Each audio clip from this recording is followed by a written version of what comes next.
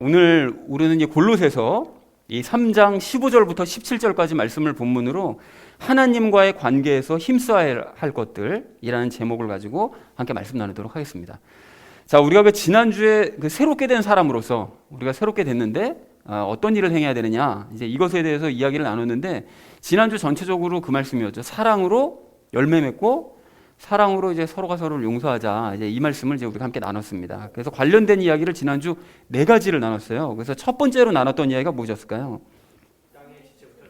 네, 그렇습니다. 그 땅에 지체를 주게 된다고 그랬는데, 우리가 지지난주 말씀 나눴던 것처럼 내가 중심이 되어 있는 한 성령님 열매를 맺는다거나 아니면 남을 용서한다거나 이런 건 전혀 불가능하다고 그랬습니다. 왜냐하면 내가 중심이기 때문에 하나님과의 관계도 안 되고 또 다른 사람들의 관계도 안 되고, 그렇게 되면 열매 맺기나 용서하기나 다 아무것도 안 되는 거죠. 그러니까 일단 내가 중심이 되어 있는 이 삶부터 우리가 버려야 된다라고 말씀드렸고요. 두 번째로 나눴던 이야기가 무엇이었을까요? 그렇습니다. 우리가 지난주에 그 중요한 사실을 언급했는데, 성령님의 열매를 맺을 때 물론 믿음으로 열매 맺는 게 맞습니다. 그런데 그 약간 더 깊은 차원에서 말씀을 드린다고 할까요? 그 우리가 가져야 될 마음이 하나님의 마음을 가지면, 그리고 믿으면 성령님의 열매를 더 쉽게 맺을 수 있다고 그랬습니다. 근데 우리가 어떻게 하나님의 마음을 가질 수 있느냐? 하나님과 연합해 있기 때문에 하나님의 마음이 우리에게 전달될 수 있다고 그랬죠. 그렇기 때문에 우리가 기도하고 구하면 하나님의 마음을 가질 수 있다라는 얘기를 두 번째로 나눴습니다. 자, 그런가 하면 세 번째로 나눴던 이야기가 무엇이었을까요? 그렇습니다. 우리 그리스도인들끼리는 서로 전혀 다투지 말아야 되는 것이 아니라 다툴 수도 있습니다. 그런데 다투기 전에 우리가 서로 참아야 되고, 이미 다퉜다면 서로가 서로를 용서를 해야 되는 거죠. 용서를 구하고 또 용서하고 하는 그런 일을 해야 된다. 그런데 그럼에도 불구하고 우리가 용서가 안 된다면 우리 예수님을 기억하면서 우리 한번 용서를 하는 훈련을 일평생 동안 행해 나가보자 라는 얘기를 세 번째로 나눴습니다. 자, 마지막 네 번째로 우리 나눴던 이야기가 무엇이었을까요? 예, 그렇습니다. 그래서 이 성령님이 열매 맺고 서로가 용서하고 하는데, 이 모든 밑바탕에는 사랑이 기본적으로 깔려 있어야 되는데, 우리가 이 사랑하는 방법을 모르느냐? 알고 있다는 거죠. 우리 교회만큼은 우리가 알고 있습니다. 그러면 이것을 이제 실천해 나가는 게 중요하다. 그러니까 이것을 실천해 나갈 때 가까운 가족에게 먼저 행해보고, 그리고 우리가 범위를 점차 넓혀가자라는 얘기를 우리 마지막 네 번째로 나눴습니다. 자, 그래서 사랑하는 우리 나눔 있는 교회 성도님들 모두는 이 모든 것들을 실천하셔서 사랑으로 열매 맺을 수 있고, 또 사랑으로 서로가 서로를 용서할 수 있다는 사실을 삶으로 증명해 보이시는 저와 여러분 되어주시기를 다시 한번 주님의 이름으로 간절히 축원드립니다. 지난주 주제는 성령님의 열매를 맺고 용서해라. 그러니까 이게 사랑으로 성령님의 열매 맺고 용서하라고 권면을 했는데, 이걸 가만히 생각해 보시면 이게 나와 남에게 있어서 힘써야 될 부분입니다. 무슨 소린가 하면, 내가 하나님과의 관계에 있어서 열심히 힘써서 성령님의 열매를 맺고, 또 남과의 관계에서 힘써야 될 부분은 남들을 잘못할 때 서로 용서하는, 그래서 서로 사랑으로 이제 보듬는, 그것에 대해서 권면을 했다면, 이번 주는 그것과 이제 대조시켜서 하나님과의 관계에서 힘써야 될 것이 무엇이냐, 이제 이것에 대해서 말씀하시는 것이 오늘 15절부터 17절까지 내용이다라는 사실을 기억하시는 상태로 말씀을 보시면 도움이 되실 것 같습니다. 자, 그래서 전체 주제를 이렇게 정리할 수 있겠는데요. 평안한 마음으로 지내고 참된 예배를 드리고 하나님과 함께 말하고 행하자라는 것이 이제 이번 주 전체 주제인데, 이것이 왜 그런 것인지는 이제 말씀 나누시다 보면 이해하실 수 있을 것 같습니다. 자, 그래서 먼저 15절 말씀 우리 함께 한 목소리를 읽도록 하겠습니다. 하나님의 화평이 너희 마음속에서 다스리게 하라. 너희도 그 화평에 이르도록 한 몸 안에서 부르심을 받았으니 감사하는 자가 되라 라고 말씀합니다. 여기 그 다스리게 하라라고 말씀하시는데, 그 하나님의 화평, 그 평안이 내 마음을 다스리실 수 있도록 너희 마음을 내어드려야 된다라고 지금 말씀하고 있습니다. 이 부분에 대해서는 제가 잠시 후에 이제 또 설명을 드릴 텐데요. 그리고 또 이제 화평에 이르도록이라고 말씀하시는데, 그리스도인들은 하나님의 그 평안을 가질 수 있도록, 그 평안에 이룰 수 있도록 계속 점차 자라가야 된다는 거죠. 한 번에 되는 것이 아니라 과정이 필요하다. 그래서 이르러 가야 된다라고 말씀하고 있습니다. 자, 그리고 한 몸 안에서 부르심을 받았다고 되는데, 여기서 한 몸이라는 것은 골로새서 처음에도 말씀드렸던 것처럼, 그리고 또 신약 성경 전체에서도 항상 말씀하시는 것처럼, 몸은 그 여러 사람을 얘기하는 데 있어서 몸이라고 얘기하면 교회를 의미합니다. 그리고 한 몸의 교회의 머리 되시는 분은 또 예수님이시죠. 예수님을 머리로 그 몸은 우리 교인들, 그 교회, 그걸 가리킵니다. 그래서 교회로 이제 부르심을 받았다는 거예요. 그렇게 이제 하나님의 평안을 얻고 또 자라가기 위해서 너희가 이제 교회로 부르심을 받았다라고 말씀하고 있습니다. 자, 그래서 15절 의미를 이렇게 정리할 수 있겠는데요. 그리스도인은 하나님의 화평이 마음을 다스리시도록 자신을 이제 내어드려야 하는 것이고, 그리고 우리는 그 화평에 이르도록 교회로 이제 부르심을 받았으므로 이제 감사해야 된다라는 것이 15절 전체 의미가 되겠습니다. 자, 이어진 16절 말씀 우리 함께 읽도록 하겠습니다. 그리스도의 말씀이 너희 속에 모든 지혜로 풍부히 거하게 하여 시와 찬송가와 영적 노래로 서로 가르치고 훈계하며 너희 마음속에서 은혜로 주께 노래하고 라고 되어져 있는데, 여러분 이 말씀을 이제 잘 보시면 약간 궁금증이 좀 생깁니다. 여기 중간에 보시면 시와 찬송가와 영적 노래로 서로 가르치고 훈계라고 되어져 있잖아요. 그런데 이게 말씀을 자세히 보시면 말씀 충만해야 된다고 말씀하세요. 저 위에 두 줄에서 그리스도의 말씀이 너희 속에 모든 지혜로 풍부히 거하게 해야 된다, 말씀으로 충만해져야 된다 라고 말씀하시고서는 그러면 말씀으로 가르치고 훈계하라고 말씀하시면 되지, 왜 갑자기 굳이 시와 찬송과 영적인 노래로 그 노래 안에서 가르치고 훈계하라고 왜 말씀하셨을까? 이게 갑자기 무슨 상황이지? 이게 뭐를 말씀하고자 하시는 거지? 라고 이제 생각을 하실 수가 있는데, 물론 말씀으로 가르치고 훈계하는 건 맞습니다. 근데 왜 시와 찬송과 영적 노래 안에서 그걸 가르쳐야 된다고 말씀하셨는가 하면, 이 16절 상황이 지금 예배의 상황을 말씀하고 계세요. 예배에 찬양 들어가고 가르치고 훈계하는 그런 요소가 들어가고 말씀 들어가고, 그래서 은혜로 주께 이제 하나님을 찬양하고 하는 이 전체 16절이 예배에 대해서 말씀하고 있다는 사실을 확인하시면 좋겠습니다. 그러니까 즉 말씀 충만한 상태로 예배에 참석하라는 거예요. 이 위에 말씀 충만한 상태로 예배에 참석해서 찬양 가운데 말씀으로 이제 가르치고 훈계하라는 거죠. 찬양, 우리가 그래서 예배 중간중간에 찬양이 계속 들어가잖아요. 그러니까 그런 찬양 가운데 말씀으로 이 설교 시간에 가르치고 또 훈계하는 이런 시간을 너희가 갖고, 그래서 그 모든 것들을 너희가 이 과정을 통해서 너희 마음속에 이제 은혜가 충만해지게 되면, 그러면 그 하나님을 이제 찬양하라는 그런 뜻이 되겠습니다. 그래서 우리가 설교 그 끝나고 나면 찬양을 하고 그 은혜로 이제 하나님을 노래하고, 또 예배 전체가 끝나고 나면 다시 우리 노래하는 이유가 그 모든 영광을 이제 하나님께 돌리기 위해서 찬양 가운데 가르치고 훈계를 받으면서 하나님을 노래하는 이런 과정을 거치고 있다는 것이죠. 그렇게 이제 하라고 16절에서 이제 명령을 하고 계십니다. 자, 16절 전체 의미를 이렇게 정리할 수 있겠는데요. 말씀으로 충만해진 상태로 너희가 예배에 참석을 해라. 그리고 찬양 가운데 서로를 가르치고 훈계해라. 그리고 이제 은혜로 가득하게 되면 그 마음으로 이제 하나님을 이제 찬양해야 된다라고 이제 말씀하시는 것이, 그러니까 예배의 요령에 대해서 말씀을 해주신 거죠. 16절 전체 의미가 되겠습니다. 자, 이어진 17절 말씀 우리 함께 읽도록 하겠습니다. 또 너희가 말이나 행위로 무엇을 하든지 모든 것을 주 예수님의 이름으로 하며 그분을 힘입어 하나님 곧 아버지께 감사를 드리라 라고 말씀합니다. 여러분 여기 주 예수님의 이름으로라고 얘기하는데요. 우리가 저기 기도할 때도 항상 예수님의 이름으로 기도하잖아요. 그러니까 주 예수님의 이름으로라는 것은, 예수님의 이름으로라는 것의 의미는 예수님을 대표해서 또 예수님을 대신해서 또는 예수님과 함께라는 이런 의미를 가집니다. 그러니까 우리가 예수님의 이름으로 기도한다는 것은 내가 예수님을 대신해서 기도합니다. 그러니까 예수님이나 저나 같은 마음으로 기도하는 것입니다 라는 의미가 되는 것이고요. 또 예수님과 내가 함께 기도하는 것입니다 라는 것으로 이제 마지막에 하나님께 이제 고백을 한다는 그런 의미를 가지고 있다는 것이죠. 자, 그러니까 예수님을 대신한다는 생각으로 너희가 말이나 행동을 할 때 예수님을 대신한다는 생각으로 말하고 행해야 된다라고 말씀하시는 거예요. 그런데 그러면 내가 예수님을 대신해서 말하고 행동하는데 내 마음대로 말하고 내 마음대로 행동할 수는 없잖아요. 그러니까 당연히 그렇기 때문에 시키시는 대로, 내 안에 계신 예수님께서 시키시는 대로 말하고 행할 때 그것이 내가 예수님을 대신해서, 예수님은 눈에 안 보이지만 예수님 대신해서 내가 말하고 행하는 이런 상태가 된다라는 것이죠. 자, 그래서 하나님 곧 아버지께 감사를 드리라고 하는 건 왜 감사를 드려야 되냐면, 예수님께서 그렇게 시키시는 대로 너희가 말하고 행하는 삶이 계속 이어지게 되면 그로 인해서 그 결과로 인해 너희가 이제 예수님의 영광을 드러내게 될 것이므로, 그렇게 되면 이제 하나님께 너희가 감사를 하면 된다라고 이제 말씀하고 있다는 것이 17절의 의미가 되겠습니다. 자, 그래서 17절 전체를 이렇게 정리할 수 있겠는데요. 그리스도인은 예수님께서 시키시는 대로 말하고 행해야 되고 그 결과로 인해 하나님께서 감사를 해야 된다라는 것이 17절의 의미가 되겠습니다. 자, 그래서 오늘 본문을 이렇게 정리할 수 있겠는데요. 그리스도인은 하나님의 화평이 마음을 다스리시도록 이제 부르심을 받았고, 이게 15절 내용이고요. 그 말씀 충만한 가운데 너희가 예배 참석해서 찬양 중에 가르침과 훈계를 받고 은혜 충만해짐으로써 이제 주를 찬양해야 된다는 것이 이제 16절의 내용이 되겠고요. 그러니까 평안과 예배에 대해서 말씀하고 계시고, 마지막 17절은 또한 예수님과 함께 너희가 말하고 행함으로써 성부 하나님께 감사해야 된다 평상시에 너희가 말하고 행동하는 것을 예수님의 이름으로 해야 된다라는 것이 이제 17절의 내용이 되겠습니다. 자, 그래서 그 오늘 본문을 좀 이렇게 전체적으로 정리를 해보자면 이렇게 좀 정리를 해볼 수가 있겠는데요. 오늘 본문이 사실은 하나님과의 관계에 있어서 아까 말씀드렸던 것처럼 무엇에 힘써야 되느냐, 세 가지를 힘써야 되는데 그 세 가지가 바로 이겁니다. 평소에는 하나님의 평안을 누리라는 거예요. 평상시 살아갈 때. 그것이 15절의 내용입니다.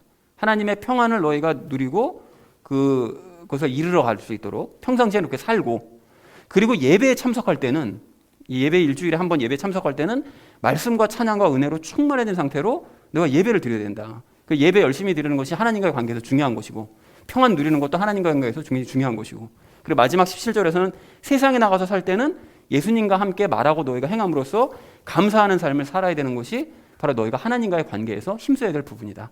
그러니까 평상시에 예배에 참석할 때, 세상 나가서 살 때 어떻게 살아야 되느냐, 그것이 바로 하나님과의 관계에 있어서 중요한 세 가지 요소다라는 것을 말하는 것이 오늘 본문의 주제다라는 사실을 확인하시면 좋겠습니다. 자, 그래서 오늘 본문의 결론을 이렇게 맺을 수가 있겠는데요. 평안한 마음으로 지내고 참된 예배를 드리고 예수님과 함께 말하고 행하자. 아까 전에 말씀드렸던 것이 이제 무슨 의미인지 이제 이해가 되시죠? 그래서 이것을 이야기한다는 것을 아시는 상태로 나머지 부분을 삶에 적용하면서 함께 이야기 나누도록 하겠습니다. 예수님과의 관계에 있어서 우리가 힘써야 될 부분, 첫 번째로 힘써야 될 것은 무엇인가 하면 평안을 누리자라는 것입니다. 여러분, 우리가 방금 나눴던 것처럼 우리는 이제 평상시에 하나님과의 관계에 있어서 하나님의 평안을 누리도록 이제 자라가야 되는데, 그런 의미에서 이제 구약 성경 말씀을 이제 가만히 돌이켜서 생각해 보시면 하나님께서는 두려워하는 자들에게 종종 나타나셔서 평안해라 이 말씀을 굉장히 자주 하세요. 아니, 평안하라고 직접적으로 말씀 안 하시더라도 그 비슷한 뉘앙스로 계속해서 너희가 이제 마음에 평안을 가져야 된다라는 걸 말씀하십니다. 그래서 이스라엘 백성들도 아예 서로가 서로를 이제 평안해라 하는 것이 이제 일상적으로 그것이 인사가 돼서 그들의 항상 하는 인사가 샬롬이죠. 그렇게 이제 평안해라라고 인사하는 것이 아예 그냥 인사가 돼버렸습니다. 그리고 이건 신약 성경을 찾아보면 이거 말할 것도 없이 이제 더 많은데요. 예수님께서는 하나님의 평안을 실제로 가지고 계셨기 때문에 폭풍 가운데에서도 평안하셨잖아요. 잠에서 깨고 난 다음에 깜짝 놀라면서 야씨 왜 진작 안 깨웠어? 이게 아니라 그냥 평안하게 그냥 그 상황을 대하시는 거예요. 그러니까 그리고 놀라지 않으십니다. 예수님께서 물론 이제 어떤 믿음을 이방인들이 생각지도 못했던 믿음을 가지면 놀라시며 이르시되 이런 표현은 있지만 그것은 이제 믿음이 좋아서 이제 하시는 표현이시고 일 때문에 놀라셔가지고 이런 경우는 예수님이 한 번도 없으셨단 말이죠. 자, 그리고 마태복음 10장에서도 이제 제자들을 전도 여행 보내실 때 보면 뭐라고 말씀하시죠? 제일 처음에 명령하시는 것이 너희가 전도 여행을 가면 그 어떤 집에 가게 되면 반드시 너희가 가지고 있는 그 평안을 그 집에도 전달될 수 있도록 해라 라는 것이 이제 첫 번째 명령이었습니다. 그러니까 평안을 계속 이렇게 강조하시는 거예요. 당신도 평안하시고. 그리고 요한복음 16장 33절 말씀을 보면 예수님께서는 십자가에 못 박히시기 전에 제자들이 이제 혼란스러워하고 당황할 것을 이제 염려하셔서 이제 이렇게 말씀하세요. 너희에게 이 일들을 말한 것은 너희가 내 안에서 평안을 누리게 하려 함이니라. 세상에서는 너희가 환난을 당할 터이나 기운을 내라. 내가 세상을 이기었노라 하시니라. 그러니까 내가 십자가에 못 박히고 나면 너희가 굉장히 놀랄 거고 세상 사람들이 너희를 이제 핍박하기 시작할 거니까 너희가 굉장히 당황스러울 텐데 그럴 때 너희가 두려워하지 말고 평안해야 된다. 이렇게 말씀하시더라는 거죠. 그리고 부활하시고 난 다음에도 제자들에게 제일 처음에 말씀하셨던 게 무엇이었죠? 평안해라. 평안을 말씀하시죠. 그리고 예수님의 제자인 바울 역시 그래서 이제 빌립보서 4장 6절 7절에서도 이렇게 말씀합니다. 아무것도 염려하지 말고 오직 모든 일에서 기도와 간구로 너희가 요청할 것들을 감사와 더불어 하나님께 알리라. 그리하면 모든 이해를 뛰어넘는 하나님의 평강이 그리스도 예수님을 통해 너희 생각과 마음을 지키시리라. 그러니까 걱정하고 염려할 일이 있을 때 너희가 하나님께 일단 상황 보고부터 해라. 그리고 이루어질 것을 믿고 감사하는 마음으로 상황 보고부터 해. 그러면 하나님의 평안이 너희의 상황과는 상관없이 너희의 이해관계와는 전혀 상관없이 그걸 뛰어넘는 하나님의 그 평안이 너희 마음을 다스려 주실 거야 라고 말씀하시더라는 것입니다. 그리고 이 외에도 신약 성경을 찾아보시면 평안에 대한 말씀이 엄청 많아요. 그리고 그 인사도 항상 너희가 평안해라 이게 아주 그냥 수시로 나옵니다. 자, 그렇다면 하나님과 예수님 그리고 그분의 사도들까지 왜 이렇게 수시로 평안하라고 말씀하시고 평안을 강조하시는 것이냐, 왜 그런 것이죠? 평안이 하나님의 대표적인 성품이시기 때문에 그래요. 그러니까 하나님께서는 상황과 상관없이 그냥 늘 평안한 분이세요. 늘. 그러니까 평안한 그런 을 누리시는 분이시기 때문에 하나님의 백성, 그리고 하나님의 자녀들이 그분의 그 놀라운 성품이요, 그 좋은 성품이요, 그 정말 얼마나 좋아요. 그 상황과 상관없이 평안을 누릴 수 있다는 게, 그 좋은 성품을 닮아서 어떤 상황 가운데서도 두려워하거나 놀라지 않고 하나님의 그 평안을 누렸으면 너희도 참 좋겠다. 나의 이 성품을 너희도 누렸으면 좋겠다. 이렇게 생각하시기 때문에 우리에게 평안을 강조하시고 평안을 권유하신다는 것입니다. 자, 그렇다면 성경 곳곳에서 이렇게 강조하고 계시는 이 평안을 그 예수님과 연합한 우리가 마땅히 이걸 누려야 되겠죠. 그렇게 마땅히 누려야 될 줄 이렇게 믿습니다. 그런 의미에서 제가 근래에 겪었었던 그 일들을 좀 예를 들어서 말씀을 드리려고 하는데요. 그 2021년이 지금 다 지나가진 않았는데 그 2020년 그 말서부터 지금까지 거의 한 1년 기간 동안이 그 제 인생에 있어서는 정말 이게 손꼽힐만 할 만큼 지금 힘든 시간을 제가 보냈습니다. 그러니까 이제까지 가장 힘들었던 시간은 사실은 개척한 이유가 제일 힘들었었는데 그 작년 말부터 올 한 해가 그 다음으로 힘들었던 것 같아요. 정말로 힘들었습니다. 그래서 뭐 가령 가정에 예상치 못한 일이 이제 일어나서 굉장히 당황을 했었고요. 그리고 뭐 소송을 당하는 일도 겪었고요. 그리고 그 일로 힘들기도 전에 저희 친누나가 큰 병으로 이제 입원하는 일이 생겨서 막 정신이 하나도 없었었고요. 그리고 아버지께서 갑자기 돌아가셔가지고 참으로 너무 힘든 시간을 보내야 됐었고요.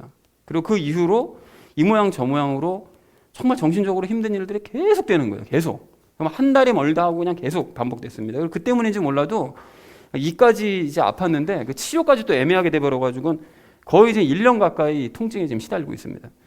그래서 이렇게 힘든 일들이 연달아서 그리고 이제 꾸준하게 계속 되니까 사람이 정말 지치더라고요. 그래서 지금 제 자신이 이제 가끔 제 자신을 이렇게 돌아보면 그냥 멍할 때가 있어요. 사람이 정신줄 놓고 있을 때가 제 자신이 이렇게 느껴지더라고요. 그래서 그럴 때마다 정신을 막 차리고 막 이러는데 제가 개척한 이후에 그런데 그 개척한 이유와 지금의 상황이 좀 달랐던 것은 그때는 개척했었을 때는 예수님을 신뢰하는 마음조차 잃어버려가지고 정말 대책 없이 바닥까지 내려갔었다면 이번에는 잠깐 예수님을 의지하지는 못한 적이 있었어요. 막 정신없는 막 일이 벌어지게 되면 막 정신을 못 차려가지고 의진하지 못했었지만 그럼에도 예수님을 제가 신뢰하는 마음을 놓치지 않았기 때문에 평안을 되찾을 수가 있었습니다.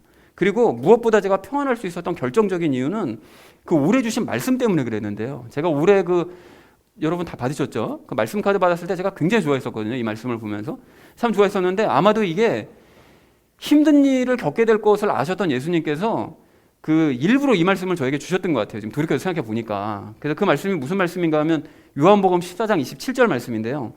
내가 너희에게 평안을 남기노니 곧 나의 평안을 너희에게 주노라. 세상이 주는 것과 달리 내가 너희에게 주노니 너희는 마음에 근심하지도 말고 두려워하지도 말라. 저는 이 말씀 때문에 살 수 있었고 견딜 수 있었습니다. 힘든 일에 닥칠 때마다 이 말씀 붙들면서 그래서 아예 그냥 컴퓨터 모니터 앞에 붙여놨거든요. 말씀을 써가지고. 이 말씀 붙들면서 하나님의 평안이 마음을 다스리시도록 제 마음을 다스리시도록 수시로 저를 내어드렸고 그래서 이겨냈고 그래서 평안을 되찾을 수 있었다는 것입니다.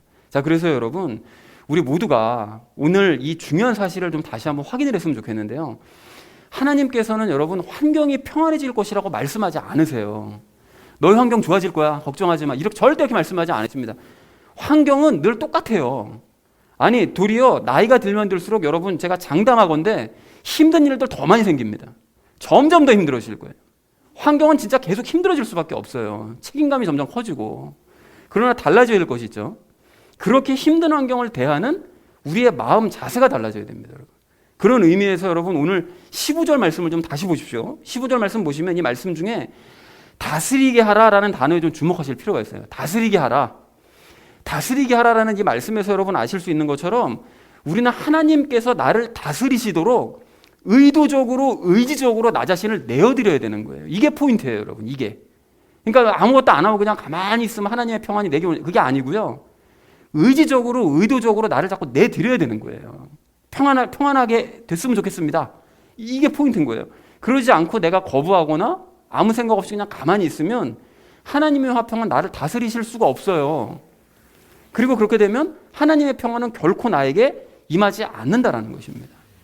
그래서 여러분 저는 힘든 일이 닥칠 때마다 그 순간만큼은 제 자신의 그 마음을 하나님께 드리는 것이 정말 힘들긴 했어요. 뭐 지금 상황이 뭐 이따구인데 무슨 뭐 하나님께 뭘 맡기기는 막 이런 마음까지 막 드는 거예요. 상황이 너무 힘들고 괴로우면. 그런데 힘들긴 했지만 그럼에도 불구하고 말씀 붙들면서 내가 이러면 안 되지. 내가 그리스도로서 이렇게 살면 안 되지. 의지적으로 나 자신을 내려놓고 하나님의 화평이 제 마음을 다스리실 수 있도록 저를 드리기 위해서 막 애썼습니다. 죄와 싸우는 거예요. 너 드려봤자, 네 마음 드려봤자 하나님께서 너 평안 안 주셔 라고 의심하는 그 죄된 마음이 막 발동할 때마다 그걸 억지로 막 누르면서 아니야 난 말씀 붙들거나 어떻게든 난 평안해져야 돼 라고 내어드렸더니 1년이 지난 지금은 정말 평안을 많이 되찾았고 아직 해결돼야 될 문제들이 아직 많이 남아있음에도 불구하고 평안을 유지하게 되더라는 것입니다. 그리고 오늘 이 15절에서 여러분 또 한 가지 주목해야 될 단어가 있는데요. 이르도록이라는 단어입니다. 이르도록. 여러분 이 단어에서 그 단어의 의미에서 알 수 있는 것처럼 또 아까 전에 설명드렸던 것처럼 우리는 하나님의 화평을 한 번에 얻을 수 있는 것이 아니에요. 그게 한 번에 딱 이루어져 가지고 내가 하나님의 평안을 그대로 마음에 장착하고 이 세상을 살아갈 수 있으면 얼마나 좋겠어요. 그게 아니라 이르러 가야 된다는 거예요. 이르러 가야 된다. 즉 예수님처럼 하나님의 그 완전한 평안을 내가 누리려면 폭풍 가운데서도 전혀 눈 깜짝하지 않고 내가 평안을 누릴 수 있으려면 그 평안을 인생의 목표로 삼고 그 평안에 이르도록 계속해서 자라가야 된다는 것입니다. 그래서 우리가 삶을 살면서 힘들고 어려운 일들을 당할 때마다 어떻게 되는 거죠? 자꾸 내 마음을 내어드리면서 하나님의 평안이 나를 다스리시도록 계속 훈련과 연습을 우리가 계속 거듭하고 반복을 한다면 우리는 점점 더 크고 긴 평안을 누리게 될 것이고 마침내 언젠가는 예수님처럼 상황과 상관없는 하나님의 그 크신 평안을 계속해서 누리게 될 줄로 그렇게 믿습니다. 사랑하는 우리 나눔 있는 교회 성도님들 모두는 하나님의 이 평안을 체험하고 누리시기 바랍니다. 그리고 그 평안을 위해서 오늘 이 15절 말씀처럼 이 교회에 우리가 한 몸으로 부르심을 받았잖아요. 그 평안을 깨닫게 하시기 위해서 그 평안을 얻을 수 있다는 사실을 알게 하시기 위해서 이 교회를 좀 부르심 받은 거예요. 그래서 그렇다는 사실을 알고 우리 하나님께 감사하시고 그래서 세상이 감당치 못하는 삶을 살아가는 저와 여러분 되어주시기를 주님의 이름으로 간절히 축원을 드립니다. 자, 하나님과의 관계에 있어서 우리가 오늘 두 번째로 힘써야 될 것은 참된 예배를 드리자라는 것입니다. 여러분은 16절 말씀을 좀 다시 보십시오. 16절 말씀 보시면 이 말씀이 아까 전에 그 예배에 대한 말씀이라고 말씀을 드렸었죠. 그래서 하나님과의 관계에서 이제 빼놓을 수 없는 것이 바로 이 예배고 그 예배를 드릴 때 어떻게 드려야 되는지 기록한 말씀이 이 16절 말씀입니다. 근데 어떻게 드리라고 말씀하시죠?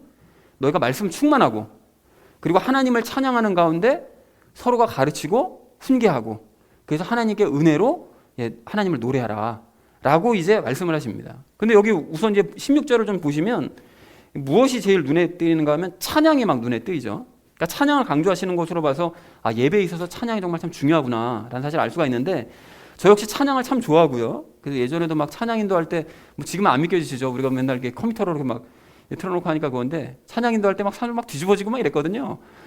안 믿으시는구나. 그랬는데 찬양 참 좋아하고 또 많이 강조하고 싶기도 하지만 이 시대가 찬양에 있어서 정말 부정적인 면들이 너무나 많이 보이다 보니까 교회마다 또 예배 시간마다 많이 보이다 보니까 제가 제대로 강조를 하지 못하고 있습니다. 그렇게 하니까 막 두려운 거예요. 그렇게 했다가 또 막 이상한 쪽으로 빠지거나 막 이상하게 생각하지 않을까 이런 게 두려운 거죠. 근데 하지만 예전에도 말씀드렸던 것처럼 찬양은 곡조 있는 기도니까요. 여러분 평소에도 우리는 늘 찬양하고 또 예배 시간에는 더욱 뜨겁게 찬양해야 될 줄로 이렇게 믿습니다. 자, 어쨌든 그래서 오늘 우리는 좀 다른 것에 주목을 했으면 좋겠는데요. 여러분 16절 말씀을 이렇게 보시면 그렇게 찬양하는 가운데 뭘 하라고 말씀하시느냐 되는가 봤더니 가르치고 훈계하래요. 즉 예배에 있어서 중요한 요소 중 하나는 가르침과 훈계라는 것입니다. 그런데 이 가르침과 훈계를 그 듣는 사람 입장에서 다시 한번 얘기를 해보자면 뭐냐면 다시 표현해보자면 예배 시간에는 영적인 그런 지식들을 배우는 시간, 가르치고 배우는 시간이요. 그리고 또 그 훈계, 즉 바른 훈계를 듣고 바른 길을 찾아가는 시간이다 라는 말씀으로 이제 표현을 해볼 수 있습니다. 여러분 그래서 예배를 바르게 드리는 그런 사람들은 예배 시간을 통해서 매번 새로워지는 거예요. 영적인 지식을 새롭게 얻어서 매번 새로워지고 또 훈계를 듣고 매번 새로운 길로 나아가는 거죠. 그러니까 이게 예배가 참 중요한 거예요. 예배 시간이 개인의 그 변화를 위해서도 이 시간이 너무나 중요하다는 것입니다. 자, 그런 의미에서 여러분 오늘 우리가 바른 예배에 대해서 이야기를 좀 나눴으면 좋겠는데요. 지난 수요 성경 공부 시간에도 잠깐 말씀을 드렸었는데 그 영적으로 드리는 예배와 혼적으로 드리는 예배에 대해서 이야기를 좀 나눴으면 좋겠습니다. 그러니까 넓은 길로 가는 대다수의 사람들은 혼으로 예배를 드려요. 그러니까 혼으로 예배를 드린다는 것이 그럼 뭔 소리냐? 이게 무슨 소린가 하면 죄에 익숙한 혼의 만족을 위해 예배를 드리는 것이 혼으로 드리는 예배입니다. 그래서 가령 지난번 말씀을 빌려서 말씀을 드리자면 그 자신이 중심이 된 예배예요. 그래서 세상 삶에 도움을 받아보려는 목적으로 드리는 예배, 그 예배가 혼적인 예배인 거예요. 그러니까 예전에 우리가 예레미야서 44장 나눌 때 왜 여인들이 그러잖아요. 우리는 네 말 안 듣겠다. 우리는 하늘의 여신 믿을 거다. 막 이렇게 막 고집 쓰잖아요. 근데 그렇게 했던 이유가 자기 삶의 유익을 위해서 그러는 거잖아요. 우리가 하늘의 여신에게 예배 드렸다면 뭐 먹는 것도 풍족하게 먹고 아무런 문제도 없이 잘 살았었는데 이렇게 얘기하잖아요. 그러니까 내 삶의 유익을 위해서 하늘의 여신에게 예배를 드리겠다는 바로 그 마음으로 예배를 드리는 사람들이 혼적으로 예배를 드리는 사람들이라는 거예요. 그래서 이런 사람들은 자기 삶에 도움이 되지 않는다고 생각하면 예배요? 당연히 드리지 않습니다.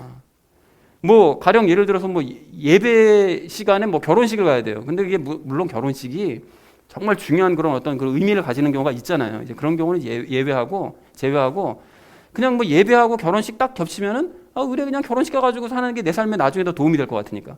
그러면 예배 빼먹고 그냥 결혼식 가는 거죠. 그리고 예배와 뭐 야유의 시간이 겹친다. 그럼 당연히 야유회 가죠. 그게 내가 인생 사는 게 즐거우니까. 그리고 뭐 개모임이 있어요. 뭐 예배 시간으로 개모임이 딱 겹치면 당연히 개모임 갑니다. 그 재정에 내가 도움이 되고 즐거우니까. 이렇게 내 삶의 목적을 위해서 내게도 유익이 되는 쪽을 따라가는 거. 그러면 예배는 아무것도 아닌 거예요. 그런 사람에게. 또한 예배 시간에 설교가 내 삶에 아무런 도움이 되지 않는다라고 생각되면 어떻게 하죠? 곧바로 하품하면서 졸며 자요. 그러니까 이게 복음서에서 말씀하시는 잠든 자가 바로 그런 사람들이라는 거죠. 그런데 안타깝게도 많은 목사들 역시 이렇게 혼으로 예배를 드리는 대다수의 사람들의 요구에 맞춰서, 대다수가 사실 그렇게 예배 드리거든요. 근데 그런 사람들의 요구에 맞춰서 설교를 준비해요. 안 그러면 안 듣고 자니까 전부 다. 그런 얘기를 안 해주면, 세상 얘기를 안 해주면. 그래서 성경 말씀과 이 세상에서의 그 유익, 그걸 교묘하고 적절하게 섞어서 세상에서 유익을 얻을 수 있는 방법에 대해서 설교를 해줘요. 성경 말씀을 인용해서 세상에서 돈 버는 방법, 성경 말씀을 싹 인용해가지고 세상 나가서 힘 얻는 방법, 성경 말씀 인용해가지고 세상에서 형통하게 살아가는 방법, 뭐 이런 걸 막 얘기를 해준단 말이죠. 자기개발 강의예요. 한마디로 자기개발 강의. 설교 시간이. 그래서 혼적인 예배를 드리는 사람들은 그런 설교가 은혜가 충만하다고 기뻐해요. 그리고 하나님이 아닌 목사를 높이면서 찬양합니다. 우리 목사님 최고인 거예요. 왜냐하면 성경 말씀을 가지고 세상 나가서 잘 살 수 있는 방법을 우리에게 허락을 해줬으니까. 허가를 해주니까. 인정을 해주니까. 아주 우리 목사님 최고인 거죠. 근데 여러분 한번 생각해 보십시오. 성경이요. 특히 신약 성경 중에서 세상 삶의 유익을 얻을 수 있는 방법에 대해서 설명한 구절이 있을까요? 없을까요? 있습니까? 없습니까? 단 한 구절도 없다는 거예요. 단 한 구절도. 이게 무슨 얘기입니까? 그러니까. 도리어 그런 생각을 하는 사람들, 세상 나가서 내가 성경 말씀 이용해가지고 내가 세상 나가서 유익 얻어야지. 이런 생각을 하는 혼을 너희가 변화시켜야 된다. 그런 말씀과 영과 하늘의 것들에 대한 말씀들이, 그런 내용들이 대부분이라는 거예요. 그러니까 혼적인 그런 예배를 드리는 사람들이 성경을 봅니까? 못 보죠. 왜냐하면 봤다 하면 전부 그런 내용들인데 내 마음이랑은 전혀 다른 내용들만 적혀져 있는데, 그러니까 성경 보면 지겹고 괴롭고 힘든 거죠. 하품만 나는 거죠. 그리고 그런 거가 관련된 설교를 하는 시간이 정말 지겹고 따분한 거죠. 아니, 내 삶에 아무런 도움도 되지 않는 뭐 이따위거나 글을 써놓고 그런 것만 얘기를 하고 있냐? 내 삶에 아무 도움도 되지 않는데? 이렇게 된다는 것입니다. 그러니까 사람들의 혼을 만족시키는 그런 설교들은 결국은 뭡니까? 성경에 없는 내용을 가지고 만들어낸 설교란 결과가 되는 거잖아요. 성경에 없는 내용 가지고 얘기를 한 거니까. 그러니까 그런 설교자나 교인들은 결국엔 자신들이 중심이 되어서 하나님 우상에게 제사를 드리고 있는 것이고, 그렇게 철저하게 혼적으로 예배를 드리기 때문에 영적인 예배가 무엇인지는 알 수도 없고 깨달을 수도 없다는 것입니다. 그래서 오늘 16절 말씀에서 말씀하시는 가르침이요? 훈계요? 그런 사람들에게 택도 없어요. 뭘 배웁니까? 무슨 영적인 가르침은 무슨 영적인 가르침을 배워요? 무슨 훈계하면 다 도망가지. 저것도 나한테 욕하는구나. 다 도망가 버리고 안 나오고. 근데 이런 사람들과는 다르게 영으로 예배를 드리는 사람들은 삶의 만족이 아니라 영의 만족을 위해서 예배를 드립니다. 즉 이 사람들은 자신이 아닌 예수님이 중심이 된 예배를 드리고요. 예수님을 닮아가는 삶, 또 열매 맺는 삶, 하늘을 애착하는데 도움이 될 만한 그런 설교를 듣기를 원하는 거예요. 그래서 이런 사람들은 16절 말씀처럼 그런 영적인 가르침을 들을 때 은혜로 충만해져서 예수님께 노래합니다. 그리고 자신이 잘못하는 부분에 대해서는 말씀을 통한 훈계를 들으면서 도리어 막 은혜로 충만해지는 거예요. 그래서 예수님께 노래를 해요. 그래서 여러분 기억하시죠? 예전에 그 이사야서 30장 21절 말씀이 이런 말씀이었어요. 너희가 오른쪽으로 돌이키든 왼쪽으로 돌이키든 내 뒤에서 나는 말을 내 귀가 들을 터인즉 이르기를 이것이 길이니 너희는 그 길로 걸으라 하리로다. 하나님께서 말씀하시기를 너희가 혹시 잘못된 길로 가면 뒤에서 내가 음성을 발하여 너 그 길 아니니까 이 길로 가는 것이 맞다 라고 말씀하시는 음성을 너희가 들을 수 있다는 거예요. 그런데 이러한 말씀을, 이런 훈계의 말씀을 예배 시간을 통해서 그런 사람은 듣고 체험하는 거예요. 그러니까 하나님께서 나에게 음성을 들려주시는구나, 이게 느껴지는 거예요. 그러니까 기뻐할 수밖에 없다는 거죠. 그래서 훈계를 받고 기뻐하면서 예수님을 찬양하면서 바른 길로 나아간다는 것입니다. 근데 이런 사람들이 그래서 영적인 예배를 드리는 사람들이고, 또한 이런 사람들이 요한복음 4장에서 말씀하시는 하나님께서 받으시는 예배예요. 하나님께서 어떤 예배만 받으신대요? 영 안에서 드리는 예배, 진리 안에서 드리는 예배만 받으시는데 그 중에서 영 안에서 드리는 이 예배, 이 예배를 드리는 사람들이라는 것입니다. 여러분, 그런가 하면 16절 말씀에서 또 한 가지 빼놓을 수 없는 것인데 그것이 무엇인가 하면 말씀입니다. 말씀. 16절에서 분명하게 말씀하시기를 예수님의 말씀이 너희 속에 풍부하게 거하게 하라 이렇게 말씀하시잖아요. 그러니까 15절에서 하나님의 평안이 너희를 다스리시도록 해라 라고 말씀하시는 것처럼 16절 말씀도 역시 말씀이 우리 안에 거하시도록 해라 라고 힘써야 된다고 말씀하시더라는 거예요. 그리고 그러려면 어떻게 됩니까? 본인이 틈날 때마다 성경 말씀 읽으면서 그 말씀을 기쁨으로 받아들여야 되는 거죠. 그리고 평소에 그 말씀을 그 지혜롭게, 그 지혜로운 다섯 처녀들처럼, 다섯 처녀가 말씀으로 기름 충만해지는 거잖아요. 그러니까 지혜로운 그 다섯 처녀처럼 자기 속에 풍부하게 그 말씀을 거하게 하는 그런 사람은 예배 때마다 은혜를 누릴 수밖에 없어요. 왜 그러냐?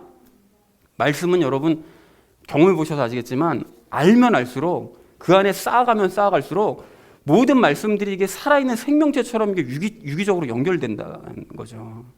그렇기 때문에 예배 시간에 듣는 말씀이 자기 안에 쌓아둔 말씀과 연결이 되어서 궁금했던 점이 해결이 되거나 전혀 새로운 깨달음을 얻기도 하거나 이게 예배 시간이 완전히 축제 시간이 되는 거예요. 말씀을 쌓아두면. 그렇게 예배를 통해서 깨닫는 재미, 또 훈계를 받아서 바른 길로 나아가는 재미에 빠지게 된다는 것입니다. 그리고 바로 그런 사람들이 말씀이신 예수님과 친밀해져 가는 거예요. 그리고 그것이 바로 하나님께서 받으시는 예배, 뭐라고요?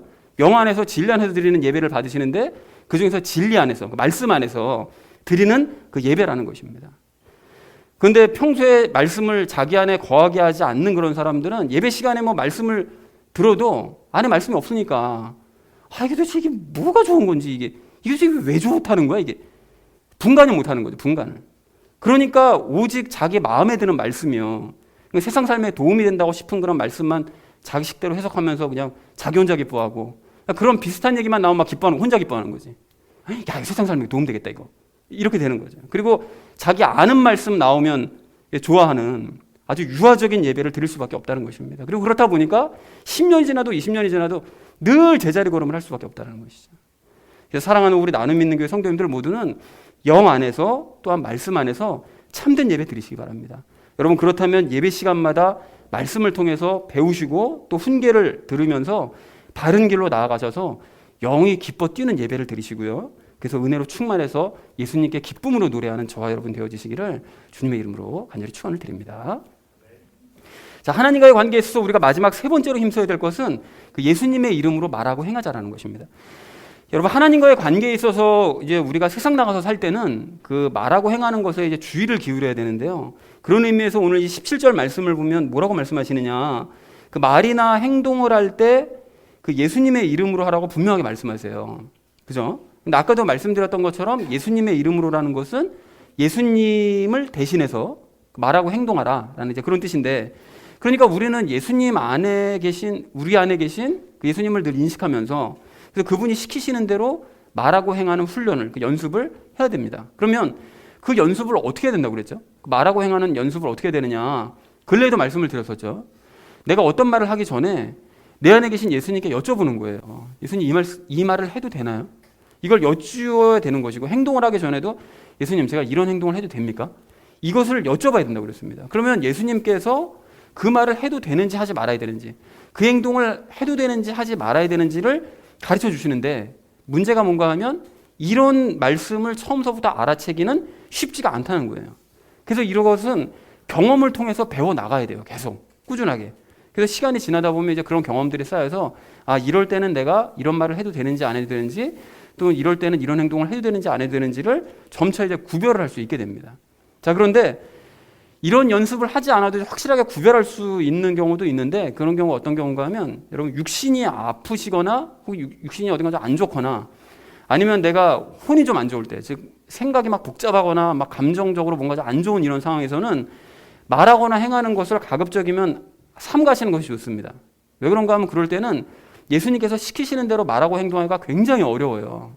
육신으로도 방해받고 혼적으로도 방해받기 때문에 그럴 때 나가는 말과 행동이 예수님이 시켜서 하시는 말과 행동이 안 될 가능성이 거의 90% 이상입니다. 그렇기 때문에 그럴 때는 차라리 그냥 말을 하지 말고 침묵하시고, 아무것도 하지 않을 수 있으면 그냥 차라리 쉬고 있는 것이 낫습니다. 그냥 아무 행동도 하지 않는 것이 차라리 나은 거예요. 근데 이런 경우 말고 평소에는 예수님께 이제 여쭈면서 우리가 이제 말하고 행하는 훈련을 해야 되는데, 그런 의미에서 우리가 다시 한번 그 생각해 볼 만한 아주 좋은 훈련법이 있습니다. 여러분, 그것이 무엇인가 하면 마태복음 11장의 멍에 비유예요. 멍에 비유. 여러분, 예수님께서는 그 신앙생활과 그 세상 삶 모두에 있어서 다 지쳐버린 당시의 그 백성들에게 그 쉬는 법에 대해서 알려주셨어요. 그래서 먼저 말씀을 인용해 드리면 이와 같습니다. 여러분 들어보십시오. 수고하고 무거운 짐진 모든 자들아, 너희는 내게로 오라. 내가 너희에게 안식을 주리라. 나는 마음이 온유하고 겸손하니 너희 위에 내 멍에를 메고 내게 배우라. 그러하면 너희가 너희 혼을 위한 안식을 찾으리니 내 멍에는 쉽고 내 짐은 가벼우니라 하시니라. 그러니까 예수님께서는 우리에게 평안과 안식을 주고 싶어 하세요. 신앙생활에 있어서든 세상 삶에 있어서든 우리에게 안식을 주고 싶어 하세요. 그런데 그러한 평안과 안식을 누리고 싶다면 예수님께 배워야 되는데, 어떻게 배우라고 그러시죠? 멍에를 메고 배우래요. 예수님과 함께 멍에를 진 상태로 배우라는 거예요.